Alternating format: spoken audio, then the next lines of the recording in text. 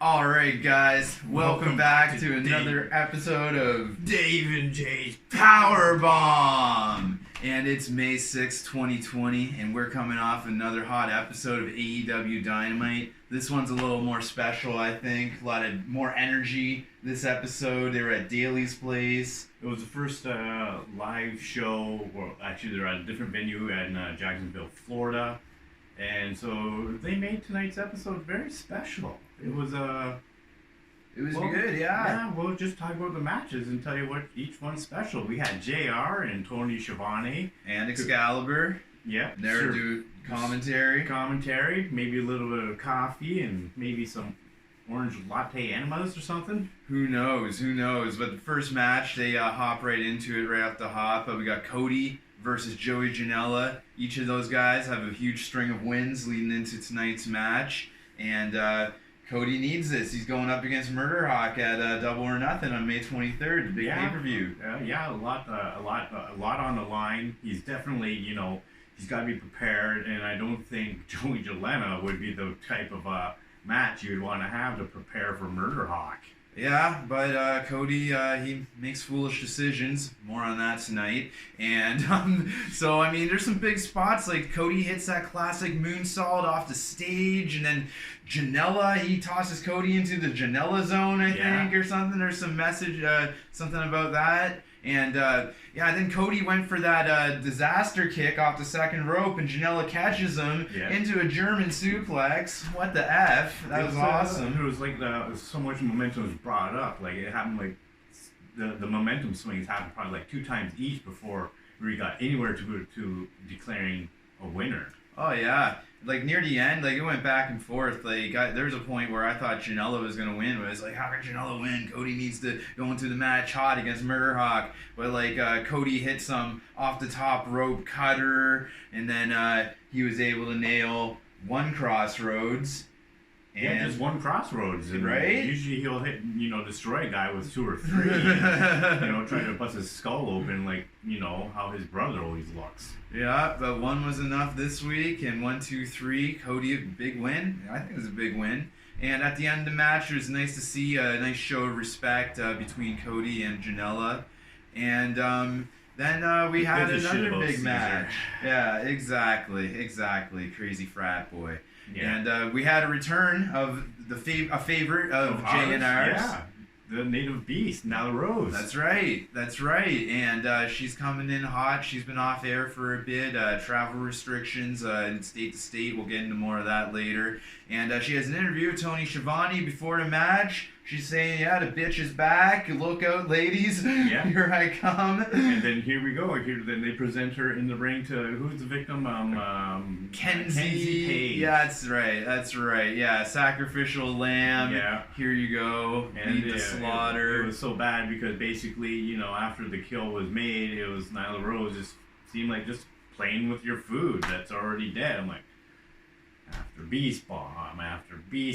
3 in a row, yeah. She even went for one of those classic Hardy Boys swanton bombs on that poor Kenzie Paige, and she got flattened into a pancake, and Nyla Beast with the win. Then we had words from MJF, and he was wearing a nice face mask, Burberry print, just how he likes his scarves. Yeah, he wants to keep safe. He wants to keep on going, and he is going to keep going. Next week, he's going to be sitting back on the throne, and he says that everyone's calling him this 24-year-old kid, saying he's no Rock, he's no Stone Cold, and he's right, and they're right. He is no Rock or Stone Cold. He's MJF. Yeah, he's probably the youngest superstar in the industry right now. Yeah, and he's killing it, and he's going to be returning back into action next week, they were saying. And then we had words from Shawn Spears, a little vignette, if you will, and he's blaming Cody for not throwing in the towel during his older brother Dustin's match.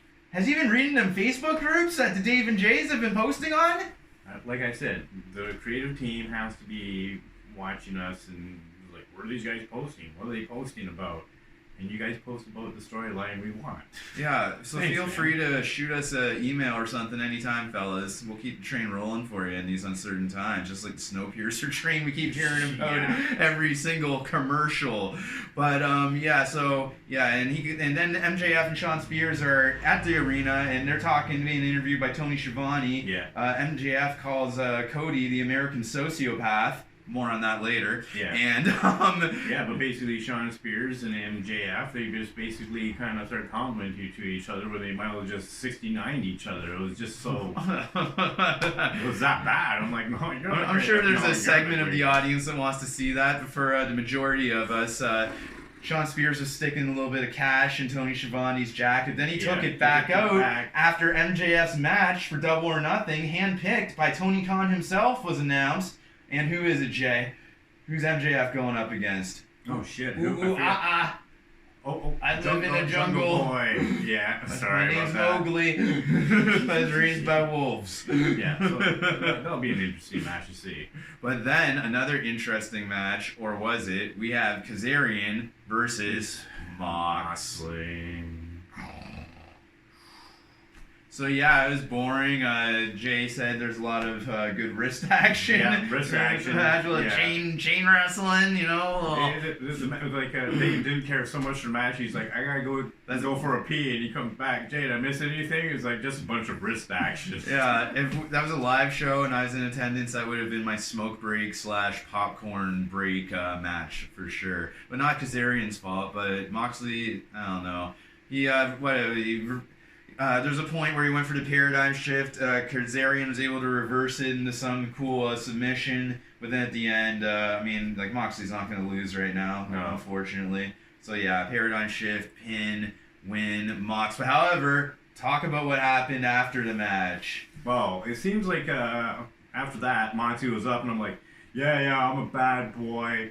Brodie Lee's a piece of poo and all that stuff, provoking everybody in the Dark Order, where everybody from the Dark Order came out and gave Moxley what he deserved. The beats. 7 members. These weren't some regular beats. This was like a long-lasting beat session. Like SCU tried to get involved. Where's number 3? He probably had to fly down to Jacksonville, Florida to participate in the beats. Did you see that one smaller guy of the Dark Order, man? Number 3 is conspicuous by his absence tonight. I thought he'd be like all over this right now. No, he must be. He had to go up to join the darkorder.com, I guess, So yeah, this is a prolific beatdown. The SCU boys run in, try to help. Everyone gets the beats, and then the Exalted one comes down. Well, he's given the beats as well, and he issues a challenge to Mox. Yep. And Mox is for the AEW Championship, of course. So, and then Mox accepts. He gets up. He's like, all you had to do was ask. Boom! Right, it gets the beats again. Yeah. And then so Mox accepted in his weird way, and then he takes the beats again. And then Brodie Lee, he's holding the title and stuff. It looks good. It'll be a good match. It's set up for May 23rd, Double or Nothing. And then we have a Brandi Rhodes, Cody's wife, promo. Yeah. And she's trying to tell Jake Roberts it's not 1991 anymore, and she's not Bill's Monica, as I guess Jake has been calling her on social media and such. Caesar's Cleopatra, Samson's Delilah. Yeah. So the Murderhawk is coming up against QT Marshall, and Brandi's with QT, and big return tonight. Yep, Jake the Snake. Fucking A. Come on out. Yeah, and they should have hyped that more. I don't know. I'm not on social media. Maybe they were hyping it. And Jake Roberts, he's got a black mask on, but then he takes it down. He's like, "This isn't for me. You gotta show people how to live." More like the camera can't see my reactions to what's going on in the. You just see the guy going. Let's talk about Murderhawk's entrance. Like, soon as he's comes to the ring, he knocks out some jobber in the audience. They gave his name. I don't care. My pick's Murderhawk to beat Cody for the TNT Championship title at Double or Nothing. I mean, yeah, it's Murderhawk's time, man. Yeah. So then, yeah, what happened here? He knocks out the jobber during the entrance. Britt Baker gets involved. She hates the Nightmare family. Yeah. Shoe beating. The shoe again. Yeah. Then he hits the blackout, Murderhawk, and then he doesn't go for the pin though. He goes to pin him, picks him up. And then he hits him with that Murderhawk claw pin, the knee on the throat. Yeah. Like he destroyed Dustin Rhodes last week. So 1, 2, 3, count to 100. Hope the hair replacement surgery is working out for your QT. And then Britt Baker exacts vengeance because Brandi threw Britt Baker's Versace shoe deep into the nosebleed section of the Daly's place. And so Britt runs out, hits a DDT onto Brandi outside the ring, and then talk about sacrificial lambs. Yeah, just threw her on in there, and Jake the Snake, while Brandi was unconscious, just did the old creepy snake thing that he used to do back in the 1991. It's not 91 anymore, but it is. And it happened to Brandi, and she got that snake all over her. And Jake the Snake sent a message. To Cody. Where was Cody? Yo, this was happening for 4 minutes on screen, and Cody doesn't show up to help his wife? What kind of foolish frat boy antics are this? They're you need a golf cart to get to the locker room to where the match is happening. I don't know, man. Where was Cody? Frat boy antics. Yeah, you're a shit husband, Cody. Yeah, then we had a Darby Allin and Tazz interview there. Yeah, Darby got right pissed. That's funny, man. What did he say, man? You pinned yourself. He said that to Darby. Oh my god. That was some good stuff. Yeah. Darby was just sitting there. He didn't say anything. He was just pissed and was fuck you, I'm out of here. Yeah. And then they announced for the upcoming pay-per-view, they're going to have a casino ladder match. I don't know how many participants are going to be in it, but up for grabs is a shot at Jon Moxley's AEW World Championship. I wonder who's going to win that. I wonder who's all going to be all involved in that. Yeah, someone's got to get it off of Moxley. But maybe it'll be the Exalted one, right? Who knows? Who knows? That would be, nice It's going to be to a see. big pay-per-view coming up. Is this just weeks away? Maybe even just 2 weeks away. Maybe just 1 week away. I don't know. I'm into Powerbomb right now. I can't do math. Yeah. Then they announced some matches for next week. There's going to be the Exalted one in a squash match of I didn't catch who he was facing. Doesn't matter. MJF will be back in action next week. Best Friends versus Jurassic Express next week. You're gonna have a fantastic match. You're gonna have some type of match of 4 women next week. I don't know if it was a fatal 4-way or a tag match. I don't know. And then Le Champion will be in match next week. We won't say who he's against next, but we will tell soon because Le Champion is in action right now. Le Sex Gods versus Kenny Omega and you know the next guy. Kenny Omega. And Broken Matt Hardy. I was just sorry it took me so long. I had to figure out which one it was. I was trying to figure out more on that later. Yeah, so Matt Hardy, old Matt Hardy, Broken Matt Hardy. So it's Le Champion and Sammy, and they're accompanied by Jake Hager. They're coming to the ring. They're playing Judas. Everyone's having fun singing along. All of a sudden, Pineapple Pete takes a swing at Le Champion. What the F is that? Unprovoked. What is this world coming to? We need to stay brave for those we love, shit folks. About him the whole fucking time. Commentary, which was awesome. Le Champion made you Pineapple Pete. No one even know what your real name. I don't even know who you are. You don't even know who you are. The match and just still call you Pineapple Pete. Yeah. So they're having a street fight and Falls Count anywhere, and it's crazy. It starts off crazy, Jericho and Broken Matt Hardy battle to the back, and then only Jericho returns, and Matt Hardy's gone, and then it's fucking nuts. Kenny Omega goes all Japanese and starts sparkling, and light lasers start shooting out, and his music starts beating up, giving him more energy. He just starts laying the beats on everybody back and forth. Oh yeah, and then Sammy starts taking the beats. Yeah, and then Hardy Boys, Matt Hardy runs out from the back, and then Jericho has a bat with him, and he lays the beats to Omega, and then something happens. I think Omega reverses a shooting star press from Sammy, gets the knees up, and then that allows him and Hardy Boy Matt Hardy to set up the tables and ladders. And then it gets crazy, man. Yeah, they put Matt Hardy climbs up the ladder and goes right through Sammy, poor guy. They tried to get a pin out of it, but they couldn't do it. Yeah, Hagar drags the ref out, right? Because it would have been over, unfortunately, because those guys cheated using ladders and stuff. And then like they're going crazy, like through the stands during the commercials, the empty stands during the commercials. And then they're doing the picture-in-picture. Then they come back, and Matt Hardy is thrown into an ice cooler by the sex gods. Yeah, so he's in the cooler, chilling out for a while, I think is what they say. And then, someone gets beat with an ATM. And then, even Cash came flying out, and the Sammy was grabbing Sammy grabs it. Except, couldn't fit in his tight pants, and he had tossed. They're all wearing jeans. I guess Jericho must have insisted, like, we wear jeans during our street fight tonight. And then, I think Jericho powerbombed one of those guys, like, on top of the golf cart thing. Yeah.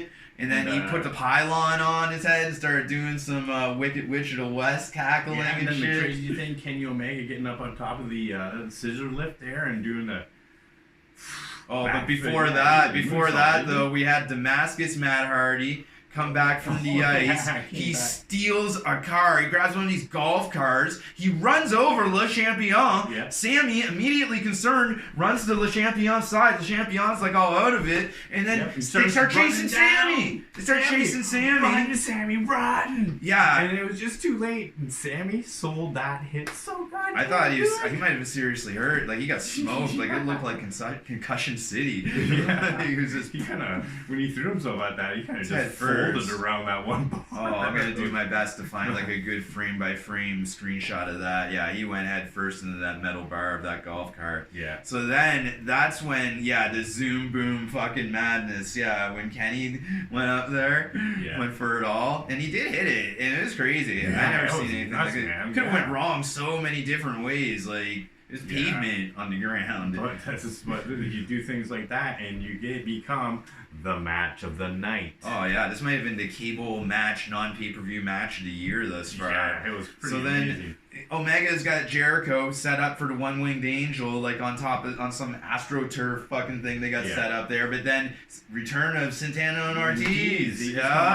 Help the boys, right? Yeah. Boys helping boys. Nothing wrong with that. The boys just coming on to hang out, protecting their buddies. And then, they super power bomb. I think Kenny through a table, and then they power bomb. It must have been Hardy through the cart. No. It was Omega got the cart, and Hardy got the power bomb through the table. The super 5-man power bomb. Yeah, trying to put him out of commission. I'm like, you're not going to help the elite from the boys. So then after that, it was Academic, Judas Effect from Le Champion.